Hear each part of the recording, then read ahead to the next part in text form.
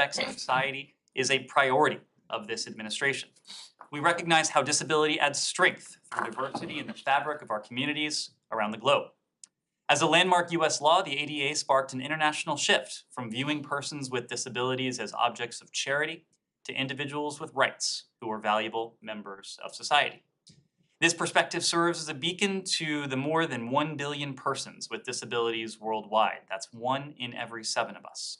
Special Advisor on International Disability Rights, Sarah Mankara, is at the forefront of our efforts to protect the rights of persons, and she travels around the world to disrupt the narrative of disability from a charity-based model to one that is value-based. At the State Department, we strive to be a model for a workplace of diversity, equity, inclusion, and accessibility, where all employees are treated with respect. This administration has emphasized this commitment through Executive Order 1435, in which accessibility has been embedded as a core pillar in reflecting, respecting, and advancing our diversity. As the Secretary's Chief Diversity and Inclusion Officer, Ambassador Gina Abercrombie-Winstanley has affirmed, we don't limit our recognition of disability pride or commitment to disability inclusion to one day or to 1 month. We strive to recognize these important issues every single day. This ADA anniversary, we recommit to shaping a future in which persons with disabilities enjoy all of their human rights and their fundamental freedoms fully. Every day, we remain committed to promoting disability rights at home and abroad. That's it? That's it. Okay.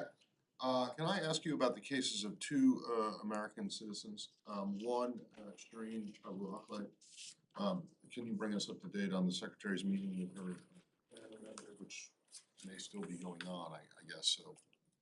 And then the second one is Brittany Griner, who was back in court again today. Sure. So let me start with the family of Shireen Abu Akleh. I can confirm that Secretary Blinken is meeting today at this very moment, in fact, with the family of Shireen Abu Akleh. As you know, the Secretary has spoken to her family on a number of occasions now, and during the most recent call, he invited her family to meet with him here at the State Department in Washington. I suspect you'll see something from the Secretary following the meeting, but I can tell you that the Secretary is deeply appreciative of the opportunity to meet with Shireen's family. Not only was she an American citizen, she was a reporter whose fearless pursuit of the truth earned her the profound respect of audiences around the world. He'll use the opportunity to underscore for Shireen's family our deepest condolences on her tragic death and to reiterate the priority we attach to accountability, something we continue to discuss with our Israeli and Palestinian partners as well. Anything else on that before we go on to the case of Brittany Griner? Well, yeah, does he have anything to say to them that is more than what was said, what has been said previously? Well, we have said an awful lot on this case, and as you know... I know, but I'm asking you if there's anything new in what he's able to tell them today than what you might have been able to say yesterday.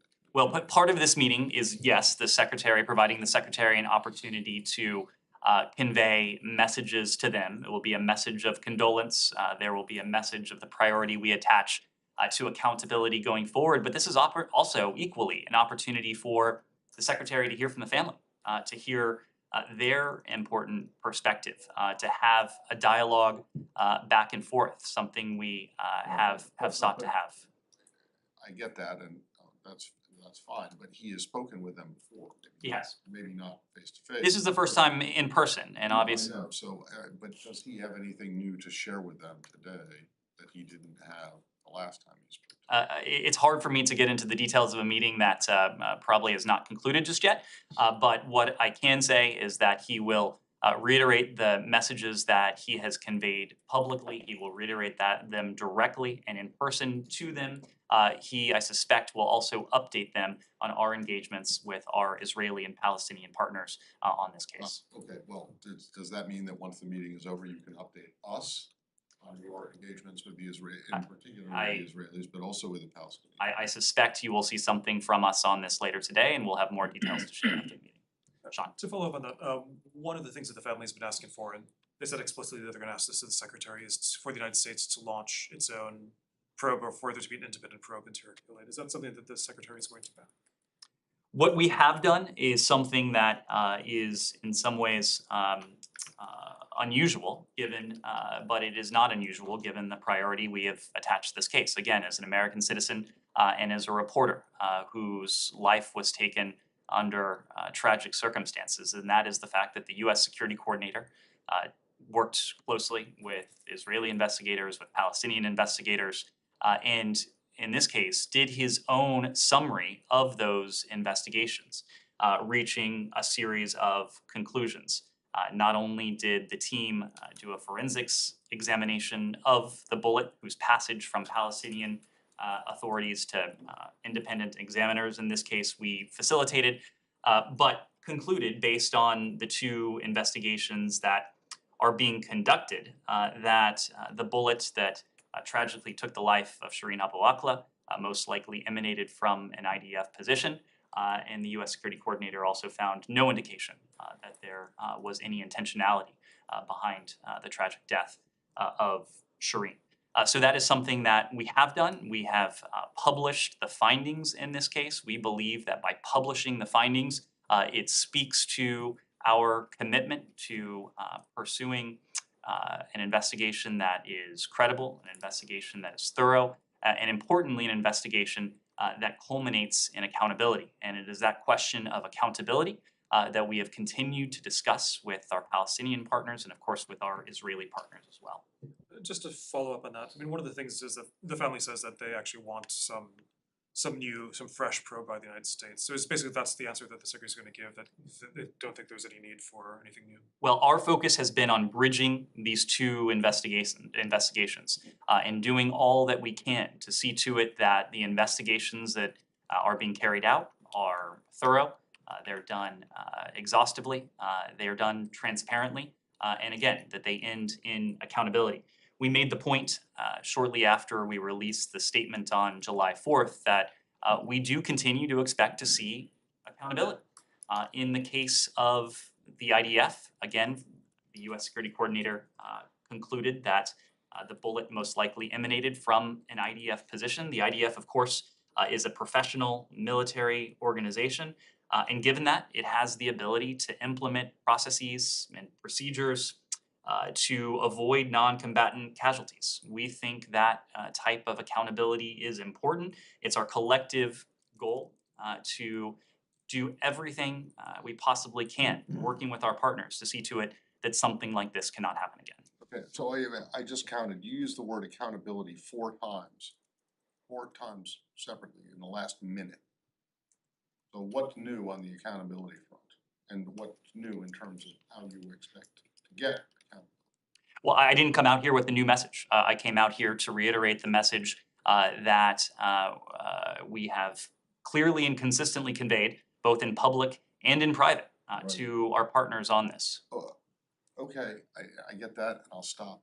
We can go on to someone else, but just calling for accountability without actually doing anything to get it.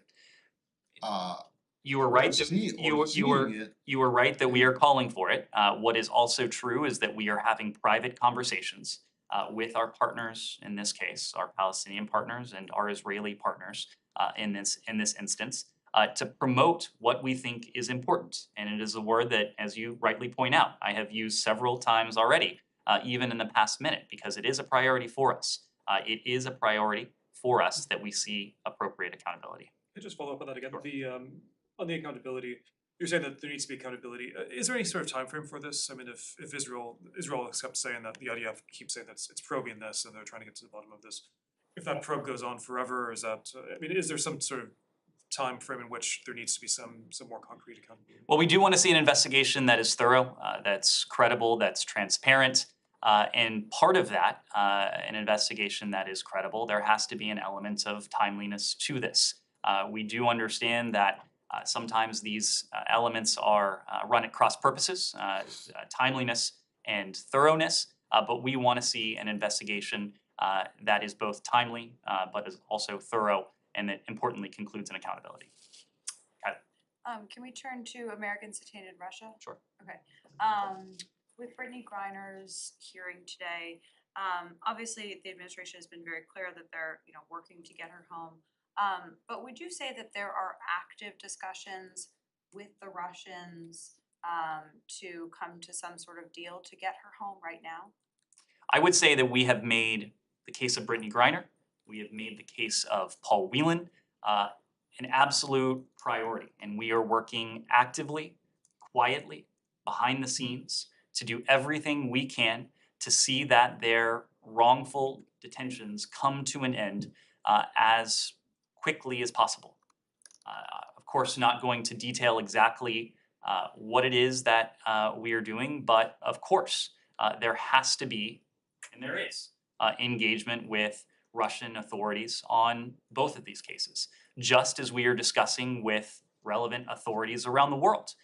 The cases of Americans who are wrongfully detained and who've been separated from their families for far too long. As we do that, we are working closely with the families. We are meeting with them. We are having conversations with them. Our consular officers around the world are providing all possible support to Americans who are wrongfully detained. In the case of Brittany Griner, as you know, she had another court appearance today. Our charge, the senior-most embassy official currently in Moscow, was present in the courtroom, as was another senior official from our embassy. They had an opportunity to see Brittany Griner, to speak to her, to check in on her welfare. She confirmed that she is doing okay under the circumstances.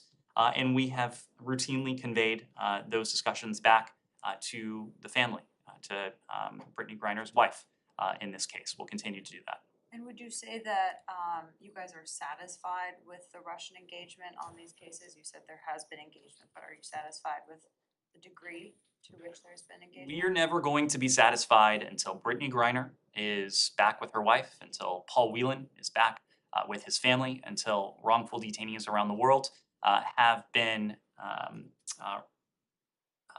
released from custody. So we don't look at this in terms of satisfaction.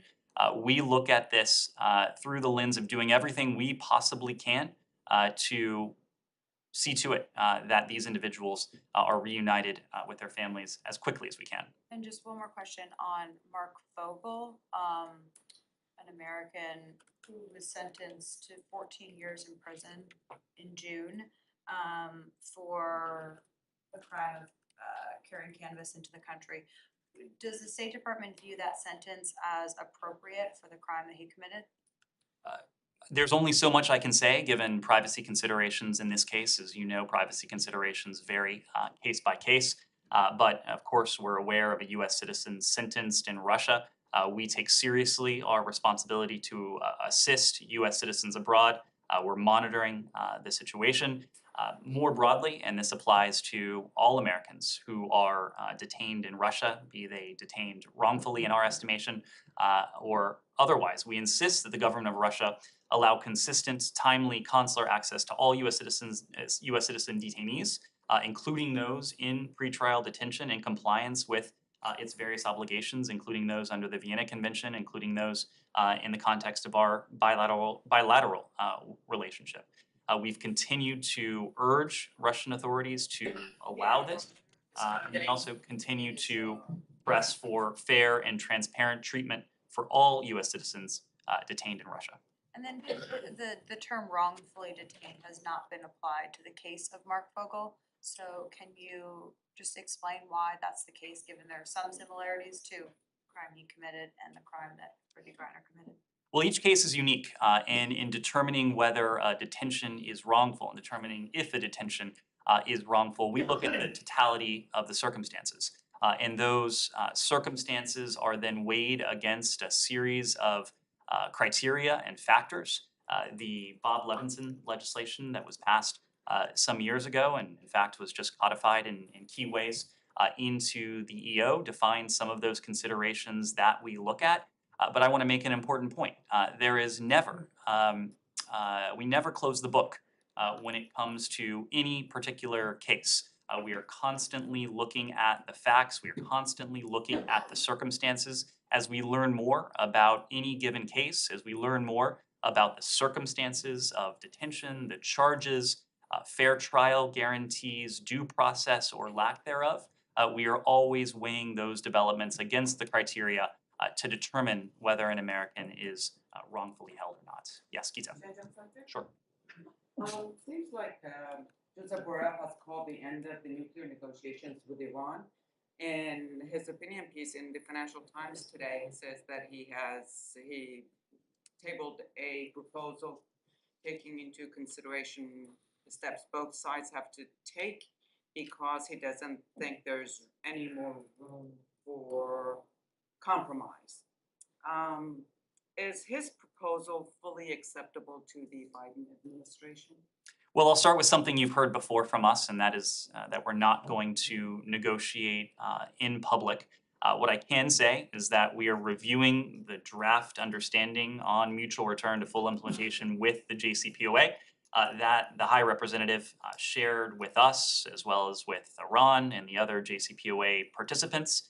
We will share reactions we have directly with the EU. But as we said already, and this is something you heard as recently as yesterday, there's been an outline of what we believe to be a good deal on the table since March that we have been prepared to accept. And we understand that this new text that Mr. Borrell referred to, it's the basis for, its basis is that draft that has been on the table since March. We are studying the changes that have been proposed by the EU. We'll respond to them in short order. And we hope that Iran finally and ultimately decides to seize the opportunity that has been before it for some time now. Is there a time frame within which both sides have to answer? I think you saw in the op-ed that Mr. Borrell published today, he didn't allude to a time frame. We are going to be swift in our review of the proposal that he put forward. We know that time is of the essence. But again, we also know that Iran's nuclear program has galloped forward in such a way that the parameters of the mutual return to compliance that have been in the offing for several months now is, to us, to our national interest, far preferable than where we are today. So we are going to continue to pursue a mutual return to compliance with the JCPOA for as long as it's in our interest to do so. That remains the case. How can you say that time is of the essence? Time is an important consideration in this. When did that become important? We've always said I that. mean, look, we've been having the same conversation pretty much every day for the last 8 months, 9 months, even maybe 10 Almost months. a year. And it's been, the runway has been shortening, the window has been closing since the beginning of this year. And the fact is that And so now all of a sudden time is of the essence? The What is fact- that the exactly fact supposed to is- mean? And what is it supposed to mean to the the fact Iranians is when that you the keep- deal that has been available to Iran for a number of months now is still in our national security interest. That will not be the case indefinitely. We will reach a point, and again, this is a point that I can't define for you right now. Which means it's indefinite. That That's the very definition of indefinite.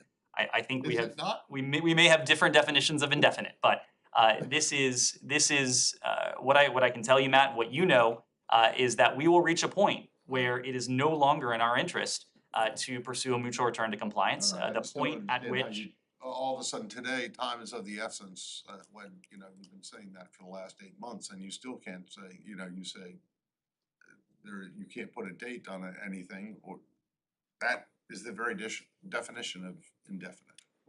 Matt, you as we've said before, the point at which we will pursue alternatives is the point at which it's no longer in our interest to pursue a mutual return to compliance. But I thought you already had a plan B. I mean, you already had prepared for the. We have. We've been working with partners and allies on this for some time now.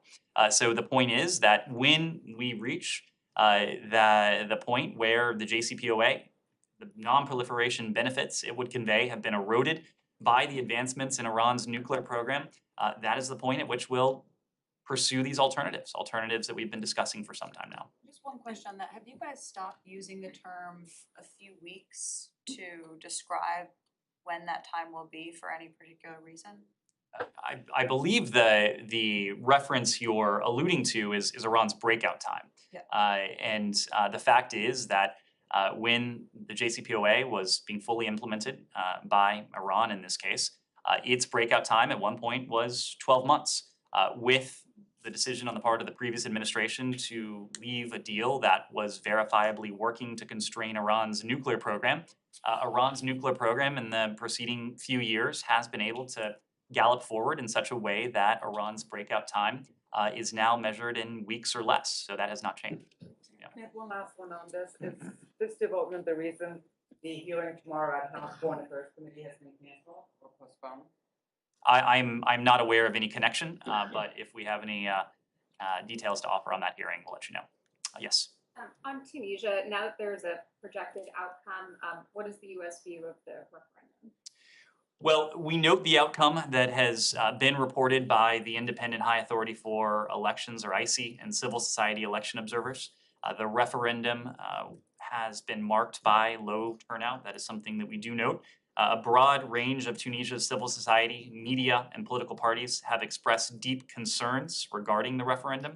And in particular, we note the widespread concerns among many Tunisians regarding the lack of an inclusive and transparent process and limited scope for genuine public debate during the drafting of the new constitution. We also note concerns that the new constitution includes weakened checks and balances that could compromise the protection of human rights and fundamental freedoms. With legislative elections scheduled for the end of the year, we continue to stress the importance of respect for the separation of powers and an inclusive and transparent electoral law that enables wide participation in those elections. Yes. Thanks so much. Can I ask your comment on upcoming Erdogan-Putin meeting in Sochi, both in terms of PR element of it, also in terms of the fact that Putin is being allowed to meet with a world leader, and let alone a NATO member, another time.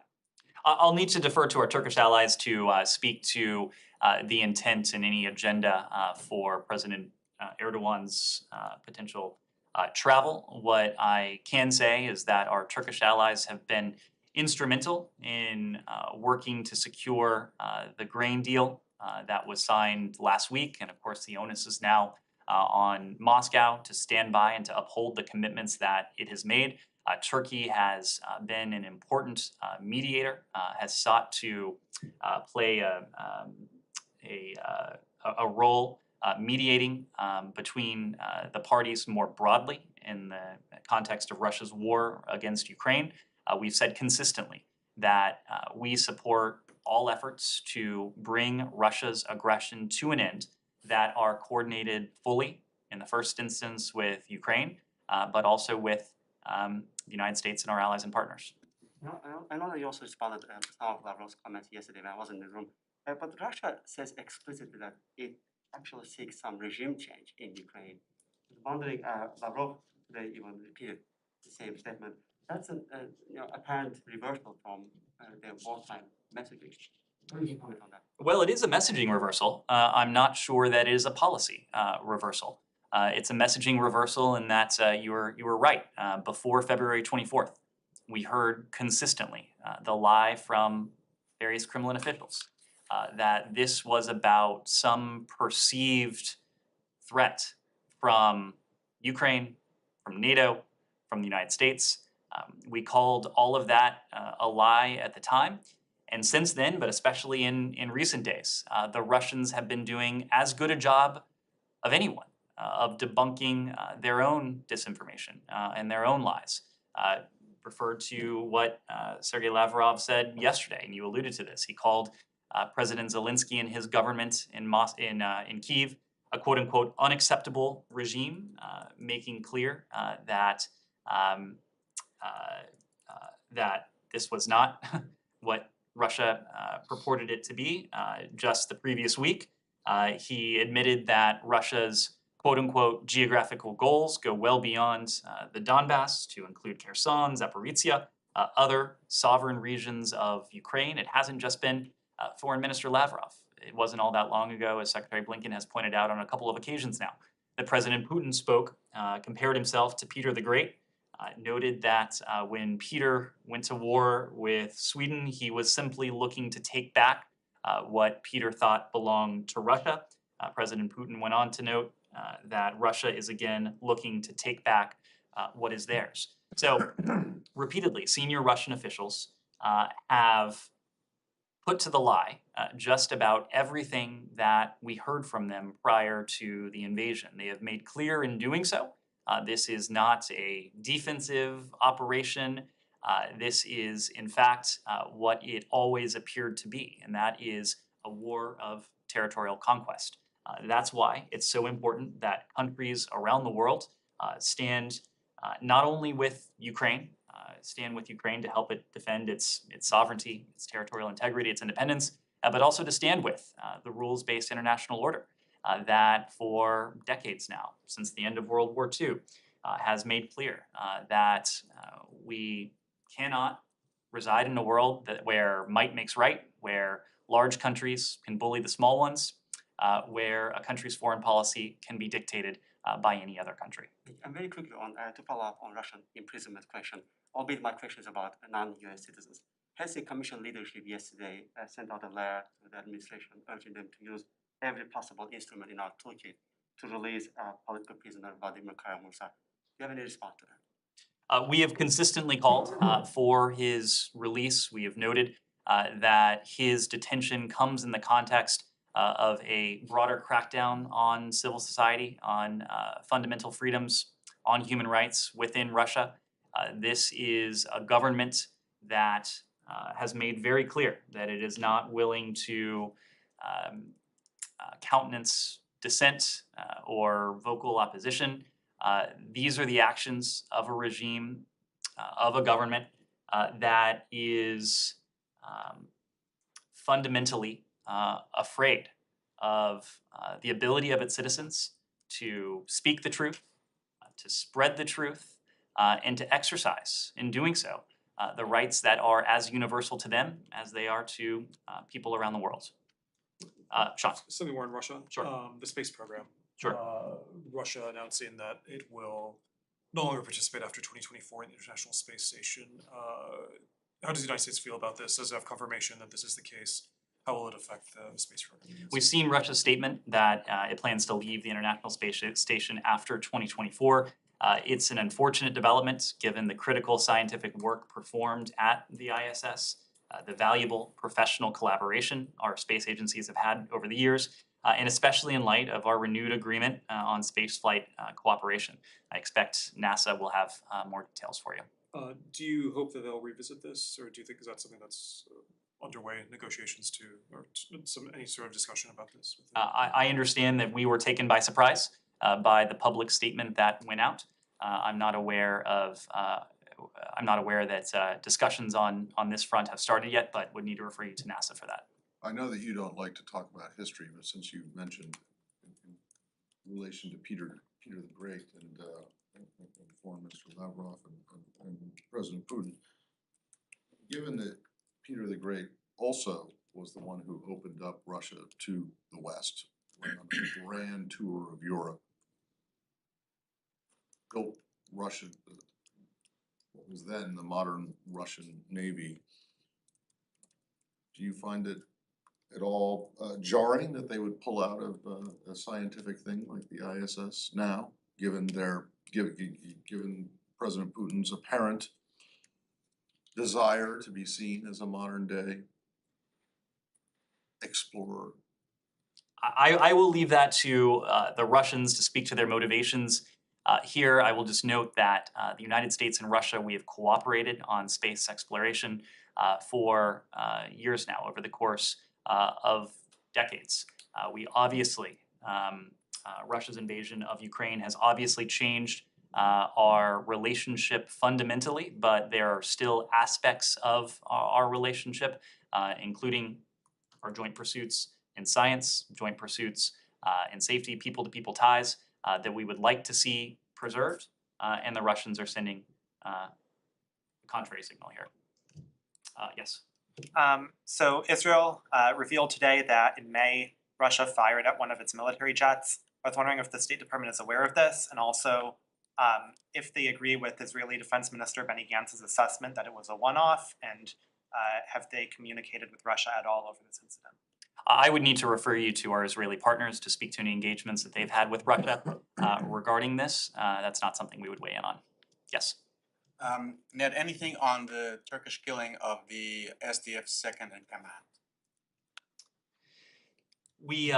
We've called for an immediate de-escalation in northern Syria. We believe it's crucial for all sides to maintain and respect ceasefire zones to enhance stability in Syria and work towards a political solution to the conflict. And Ned, so in just the past month, an estimated of 18 SDF members have been killed by Turkey. So is there anything else that the US can do apart from just calling on your ally to cease the hostilities? Because if Turkey continues at this rate, you may run out of partners soon. So a no-fly zone, that's something that the SDF have been kind of floating the idea of a no-fly zone. Is that something that you guys can support, or is that a... We continue to have these discussions with key partners and allies. We continue to have these discussions with our Turkish allies. We've made clear to them in private what we've made clear in public, and this is something that we reiterated again last week. The deep concerns we have about the potential for renewed military activity in northern Syria, in particular its impact on the civilian population. We have made clear our specific concern that any renewed offensive of this sort, any broader offensive of this sort, could set back the significant gains that the coalition has made against Daesh in recent years. It could have humanitarian implications on the civilian population in the region, and it would certainly not be in the interest of the political process pursuant to UN Security Council Resolution 2254. Just quickly, so is that for a renewed incursion by Turkey into Syria, or does that also apply to sporadic kind of drone attacks on SDF commanders? We're speaking to a renewed offensive into northeast Syria. Can I follow up on that, please? Sure. So you said we continue discussion. The question was about no-fly zone. Are you discussing no-fly zone with anybody in the region? I would need to refer you to the Department of Defense. We are, for the part of the State Department, we are having diplomatic engagements with our allies and partners, of course, with our Turkish allies in this case. About what? About our concern regarding the potential for a broader and renewed military offensive in northeastern Syria. Yes. So in North Korea, South Korean government officials said that there is a possibility North Korea will conduct its 7th nuclear test on the occasion of Korean War Armistice Day, which is tomorrow, the 27th of this month. So is the State Department sharing this concern or discussing about this matter with South Korean government? And does the US still assess that North Korea will conduct its nuclear tests soon? Our concerns regarding the potential for a 7th North Korean nuclear test have not abated. We have spoken publicly to these concerns for a couple of months now. You have heard assessments that our ROK counterparts have made public, that the DPRK regime has conducted all necessary preparations for a potential nuclear test. That has not changed. We have continued to be very clear in our public statements, but also working closely with our allies and partners in the Indo-Pacific and well beyond to make clear that any additional nuclear test that the DPRK conducts would carry tremendous costs. And we've been working with allies and partners in New York, capitals in the Indo-Pacific and around the world to send a very clear message to the DPRK regarding this. Yes. Ask you on the same topic. Is the State Department reviewing to update the US North Korea policy as South Korea is crafting its roadmap for their own North Korean policy that is known as the Audacious Plan, which is including the measures to implement economic cooperation with North Korea and provide security guarantees for the country? When this administration first came into office, we spent several months conducting our own policy review, taking a look at what the prior administration had done vis-a-vis the DPRK, what previous administrations had done vis-a-vis the DPRK, what had worked, but unfortunately, more of what has not worked over the course of decades when it comes to the DPRK and specifically its WMD program. So we undertook a comprehensive review.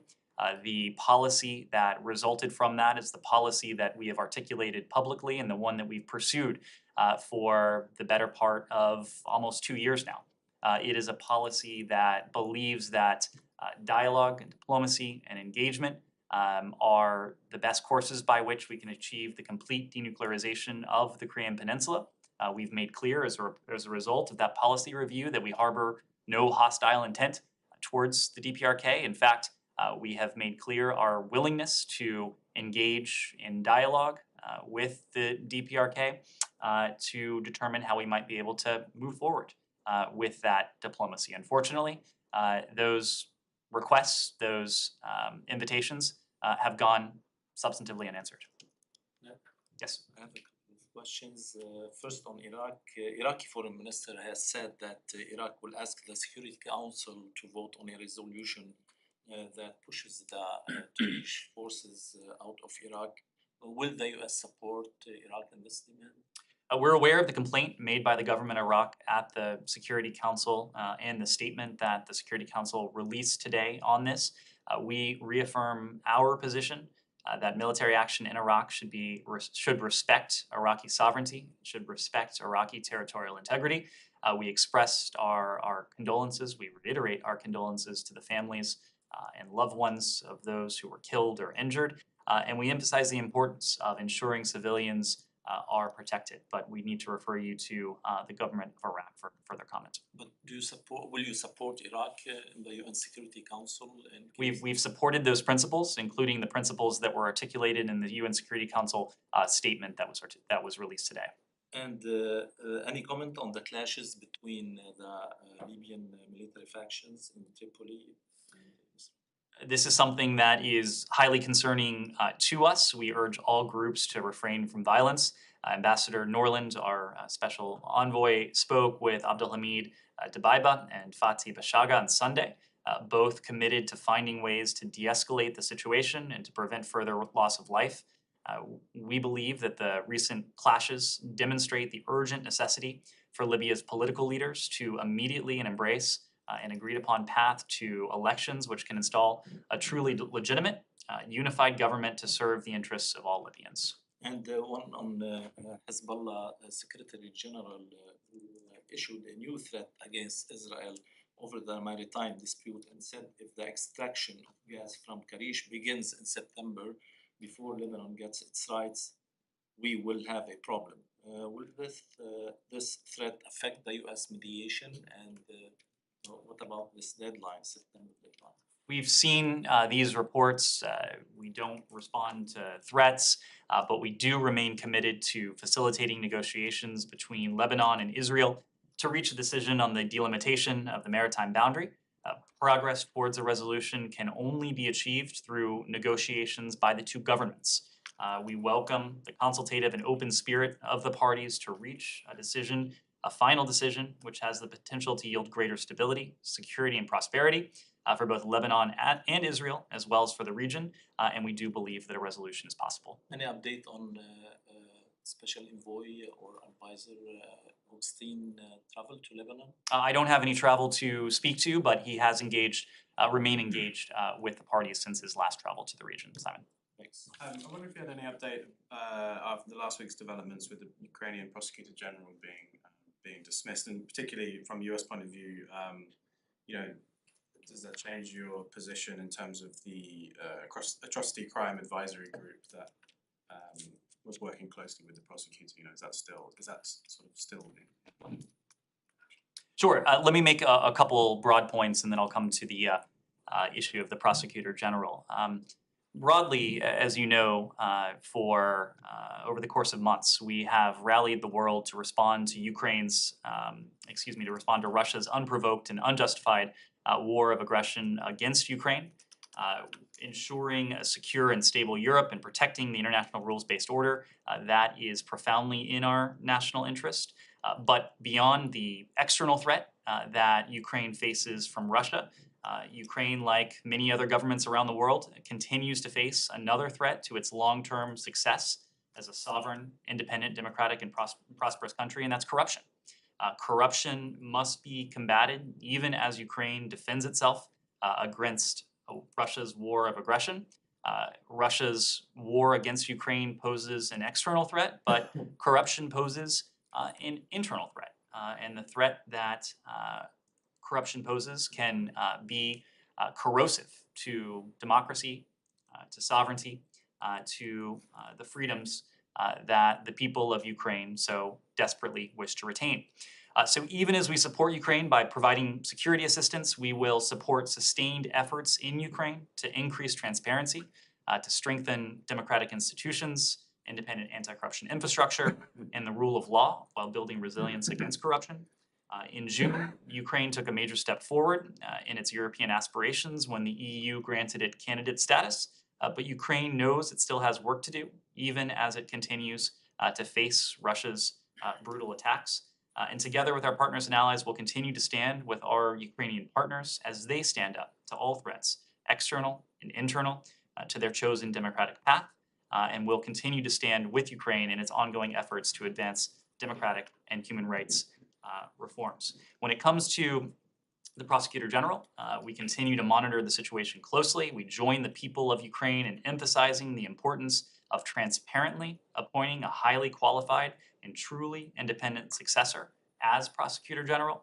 The independence and impartiality of the Prosecutor General is vital to ensuring the integrity of accountability efforts in Ukraine. The judicial system must be fair, impartial, independent to ensure that both victims and the accused receive justice. And the recent final selection of the specialized anti-corruption prosecutor was an encouraging sign, and we look forward to a swift appointment. And we hope that this momentum continues with, again, the selection of an independent prosecutor general who meets high standards of professional ethics as well as personal integrity. And our assistance and advisory programs support these strategic reform initiatives. We'll continue to provide robust support for the work of the Office of the Prosecutor General for reform efforts, just as we will continue to work with the Office of the Prosecutor General as an institution in the interim on the important efforts through the ACA, together with our international partners, to hold Russians accountable for the crimes that they have committed in the conduct of this war. And on the corruption piece, obviously the US has pledged a lot of money, as well as the weapons and arms that are going there. There's a lot of humanitarian support. Have you got any evidence that, since you say Ukraine has work to do, like that some of that money may be being lost to corruption, or do you have a way of knowing whether it has? Well, we know that oversight of these funds is critical. It is something that we have baked into the provision of these funds, in addition to the extensive accountability and transparency mechanisms built into the use of funds in our foreign assistance.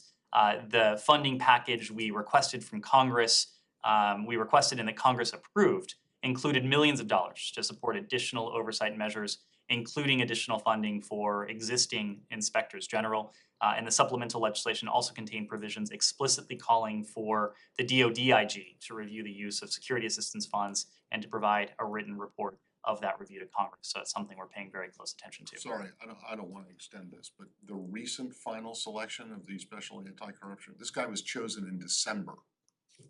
In the grand scheme of things. It's now July, the end of July. He was chosen in December, nothing was done about it, and nothing has still been done about it. And that's why we're urging for his swift appointment. Swift? Okay, like SWIFT, like the Iran. No, come on. I don't understand this. We are urging our Ukrainian partners to move forward with his appointment. Yeah, but you've been urging your Ukrainian partners to move forward with this appointment since mid-December, and he was finally, or actually even earlier, and he was finally chosen at the end of December. Now, obviously, there was a little thing called the Russian invasion, which got in the way, but it's not, this guy's final selection is not recent. I mean, in what world is December recent? Matt, we are urging his appointment. Our broader point, which despite your It's not quarrel just with mine. I don't think there's anyone in with this the room that would descriptor, think that. is that our Ukrainian partners, even in the midst of Russia's brutal aggression, can't let their eye off the ball when it comes to corruption. Okay, well, so are you concerned still about the issue of corruption in Ukraine? Of course, we're concerned with the issue of corruption in Ukraine as we are in countries around the world. We know too that this is something that this government in Ukraine has sought to address. It's imperative that they continue efforts to address it because, as I said just a moment ago, corruption can have a corrosive effect on democracy, on sovereignty, on independence in a way that that stands in contrast to what we are trying to help our Ukrainian partners do in defending themselves against Russia's aggression. Yes. Do you have any comments on China's most recent comment that on Speaker Pelosi's potential upcoming trip to Taiwan? I don't. We don't get in a habit of taking part in a back and forth with our Chinese counterparts. In this case, with my MFA counterpart. What we have said on this still stands. It's my understanding that the Speaker's office has not announced any travel, and our approach to Taiwan has not changed in any way. Yes, Alex. Thank you. Ned, different region, South Caucasus. I've seen your readouts on Secretary's calls yesterday to President Aliyev and Pashinyan. There's one line that I've seen actually, correct me if I'm wrong, 3 or 4 times since January, that Secretary reiterated his offer of assistance in helping facilitating the process to both sides. Does that mean the previous offers have been turned down? No, it doesn't mean that. It means that we've been able to achieve what we think is a degree of progress, and through continued engagements and diplomatic conversations with our Armenian, with our Azerbaijani partners in this case, we think we can continue that momentum. So the Secretary obviously has had a number of calls with the Armenian and Azerbaijani leadership, but there are a number of people, senior officials in this building who have engaged with their counterparts at all levels to continue this momentum and to continue to offer our assistance in the issues as we seek a long-term comprehensive peace. But there's one caveat though, which is a Minsk group. Yesterday, President Aliyev's office issued a statement. There was no reference to Minsk group. If you, an average Azerbaijani, you will see your president is lambasting Minsk group every other day. And then you have the State Department readouts referring to very Minsk group, as a possible, let's say, way to go. My question is, there's clearly a mismatch here in terms of how you see it and how other governments see it. We've made clear in our statements, including I believe in the readouts yesterday, that the United States stands ready to assist these two countries and our like-minded partners in whichever way, whichever format is most effective. We have been a co-chair of the Minsk Group since 1994, but as we've demonstrated, we're also willing to engage bilaterally with the countries to help Armenia and Azerbaijan find that long-term comprehensive peace. Thank you all very much. Thank you.